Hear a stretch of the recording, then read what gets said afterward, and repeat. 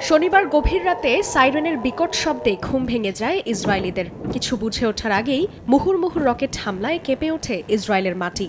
Lebanon থেকে বৃষ্টির মতো ইসরায়েলের আকাশে আসতে থাকে একের পর এক রকেট। প্রায় ২৫ মিনিট ধরে চলে এ হামলা। বিকট শব্দে জনমনে ছড়িয়ে পড়ে আতঙ্ক।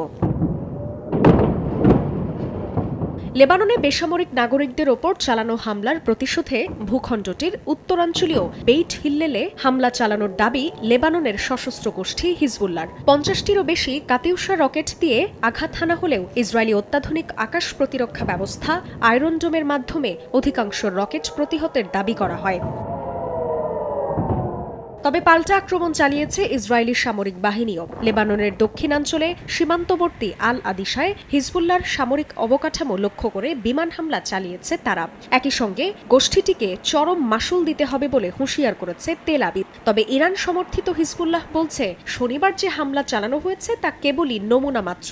আগামীতে এর চেয়ে কয়েকশো গুণ বেশি রকেট ছোড়া হবে বলেও সতর্ক করা হয়। সম্প্রতি হামাসের রাজনৈতিক শাখার প্রধান ইসমাইল হানিয়া ও হিজবুল্লাহর শীর্ষ কমান্ডার হত্যাকাণ্ডের জেরে মধ্যপ্রাচ্য জুড়ে বাজছে যুদ্ধের দামামা। তার মধ্যে আবার ইরানের হুমকি থামকিতে বেশ নড়ে চড়ে বসেছে ইসরায়েল ও তার পশ্চিমা মিত্ররা।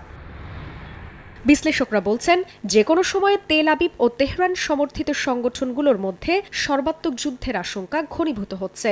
যদিও ইসরায়েলের ওপর প্রতিশোধের হুঁশিয়ারি বাস্তবায়ন না করতে ইরানকে আহ্বান জানিয়েছেন মার্কিন প্রেসিডেন্ট জো বাইডেন। অথচ তেল আবিবকে রক্ষায় মধ্যপ্রাচ্যে অতিরিক্ত যুদ্ধবিমান ও রণতরী মোতায়েনের সিদ্ধান্ত নিয়েছে ওয়াশিংটনই।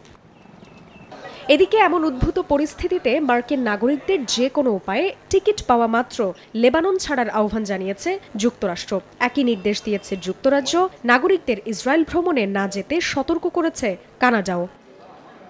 জান্নাতুল সাদিয়া, সময় সংবাদ।